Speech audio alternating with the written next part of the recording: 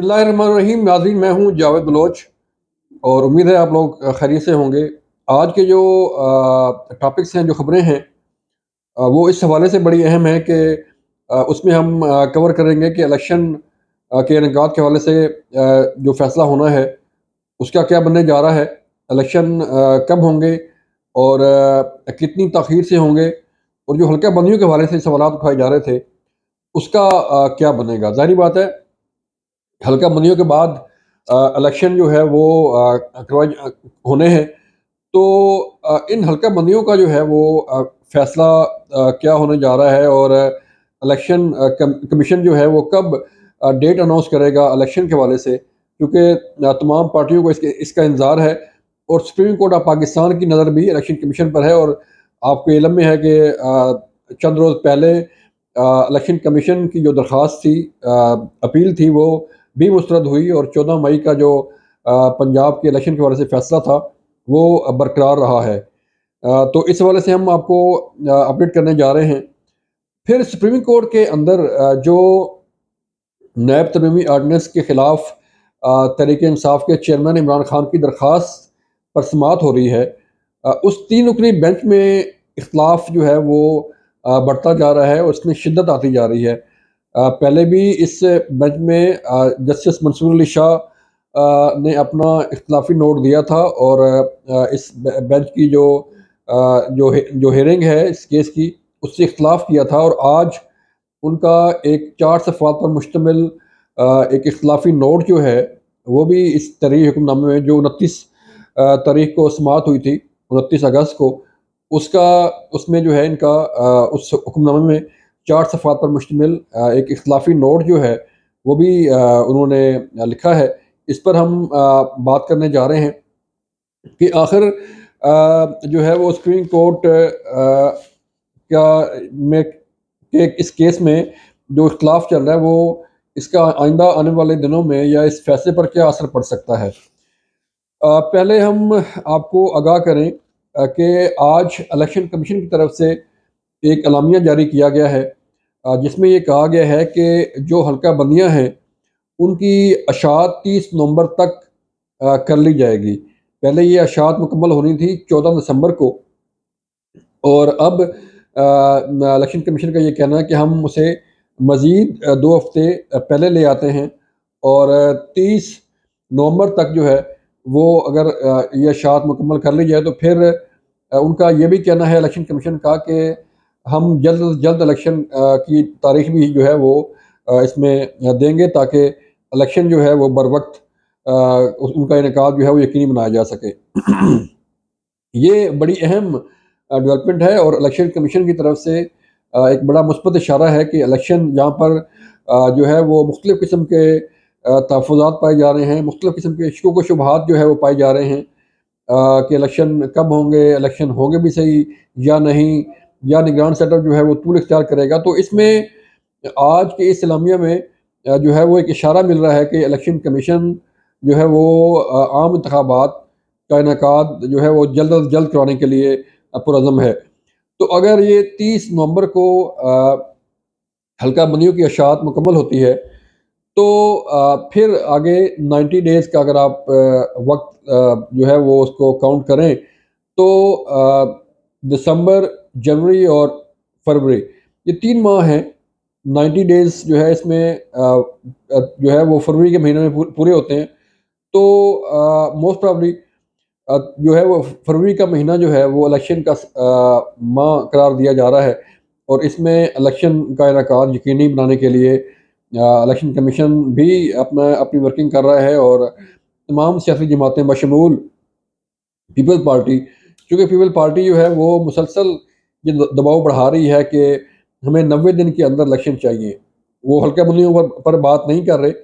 لیکن 90 دن پر ان کا فوکس ہے کہ الیکشن جو ہے وہ جلد از جلد ہو جائے، کیونکہ جو ہے وہ مختلف قسم کے شکوک پائے جا رہے ہیں، مختلف قسم کے تحفظات پائے جا رہے ہیں کہ الیکشن ہوں گے بھی صحیح یا نہیں، اور الیکشن کب ہوں گے۔ تو اس میں یہ جماعتیں، سیاسی جماعتیں جو ہیں وہ الیکشن کمیشن پر دباؤ ڈال رہی ہیں کہ وہ جلد از جلد جو ہے وہ تاریخ کا اعلان کرے۔ پھر دوسری طرف یہ بھی ایک وسوسہ، ایک خبریں آ رہی ہیں کہ صدر پاکستان جو ہے وہ اپنے تئیں کوئی الیکشن کی تاریخ اناؤنس کر دیں گے، چونکہ ان کے 9 دن باقی رہ گئے ہیں، بلکہ 8 دن باقی رہ گئے ہیں۔ آج 1 ستمبر ہے، تو 9 ستمبر کو ان کا آخری دن ہے۔ تو اس میں اگر وہ اس دوران وہ کوئی الیکشن کی تاریخ اناؤنس کر دیتے ہیں تو ایک نیا پنڈورا باکس جو ہے وہ کھل جائے گا، اور ہمارے ذرائع یہ بتا رہے ہیں کہ صدر مملکت ڈاکٹر عارف الوی جو ہے یہ صلاح مشورہ کر رہے ہیں کہ وہ اپنے تئیں کوئی یا کسی تاریخ کا اعلان کر دیں کہ الیکشن جو ہے وہ فلاں ڈیٹ کو ہونے چاہیے، یا وہ ایک ڈیٹ دے دیں کہ الیکشن کمیشن اس تاریخ کو الیکشن کروائے ملک کے اندر۔ تو یہ ایک پھر نیا پنڈورا باکس ہوگا، اور اس میں ڈیفینیٹلی حالات مزید خراب ہوں گے، اور ایک نیا اختلاف جو ہے وہ کھڑا ہو جائے گا۔ لیکن دیکھتے ہیں کیا ہوتا ہے۔ پھر دوسری طرف اگر ہم آپ کو بتائیں تو بڑی اہم سماعت جو ہے وہ چل رہی ہے election supreme court of Pakistan میں، اور سپریم کورٹ آف پاکستان کا جو 3 رکنی بینچ ہے جس کی سربراہی چیف جسٹس عمر طاہر بندیال صاحب کر رہے ہیں، وہ نیب ترمیم آرڈیننس کا قانون جو بنایا گیا تھا اس پر تحریک انصاف کے چیئرمین عمران خان صاحب نے پٹیشن دائر کی تھی، اور اس پٹیشن پر سماعت چل رہی ہے، اور آج بھی اس کی سماعت ہوئی۔ اس میں ایک اختلافی نوٹ جو ہے وہ سامنے آیا ہے، اور اختلافی نوٹ اس بینچ کے بڑے اہم جج جسٹس منصور علی شاہ کی طرف سے یہ 4 صفحات پر مشتمل اختلافی نوٹ ہے، جس میں انہوں نے بڑے اہم نکات پر بات کی ہے، اور توجہ دلائی ہے سپریم کورٹ کی کہ ان نکات کو جو ہے وہ ملوث خاطر رکھا جائے، اور جو ہے تاکہ اس کیس پر جو ہے وہ کوئی فیصلہ اس کیس پر جو ہے فیصلہ کیسے کیا جائے۔ انہوں نے یہ لکھا ہے کہ پریکٹس اینڈ پروسیجر ایکٹ کے تحت آرٹیکل 184 کی شق 3 کے تحت مقدمات سننے کے لیے 3 رکنی کمیٹی جو ہے اس کا ذکر ہے، اور ان کا یہ بھی کہنا تھا کہ کیونکہ کمیٹی بنتی ہے اور کمیٹی پھر یہ فیصلہ کرتی ہے کہ اس میں آگے کیا ہونا ہے۔ پھر وہ کہتے ہیں کہ بعد نظر میں پریکٹس اینڈ پروسیجر ایکٹ کا اطلاق نیب کیس تمام سابقہ زیر التوا مقدمات پر بھی ہوتا ہے۔ اگر پریکٹس اینڈ پروسیجر ایکٹ کو درست قانون قرار دیا گیا تو اس کا اطلاق عدالتی فیصلے کے بجائے قانون کی منظوری سے ہوگا، اور پھر اگر اس ایکٹ کو درست قرار دیا گیا تو جو موجودہ کیس کا فیصلہ ہے وہ خود بخود غیر مؤثر ہو جائے گا۔ مطلب اگر نیب ترمیمی آرڈیننس کو کالعدم قرار دیا جاتا ہے تو وہ یہ فرما رہے ہیں کہ اگر پریکٹس اینڈ پروسیجر ایکٹ جو ہے اس کو درست قرار دیا گیا تو پھر یہ فیصلہ جو ہے وہ غیر مؤثر ہو جائے گا۔ تو اس میں انہوں نے اور کافی سارے نکات جو ہے وہ اٹھائے ہیں، جس میں ان کا جو ہے وہ کہنا ہے کہ پریکٹس اینڈ پروسیجر قانون کو 13 اپریل کو معطل کیا گیا، اور اگر پھر بعد میں اس کیس کی سماعت ہوئی اور پھر اس کو جو ہے وہ درست قرار دیا گیا تو پھر اس کا جو نیب ترمیمی آرڈیننس ہے یہ بھی غیر مؤثر ہو جائے گا۔ اب وہ یہ بھی کہہ رہے ہیں کہ جو ہے وہ 8 رکنی بینچ نے فیصلہ کرنا ہے کہ پریکٹس اینڈ پروسیجر قانون کا فیصلہ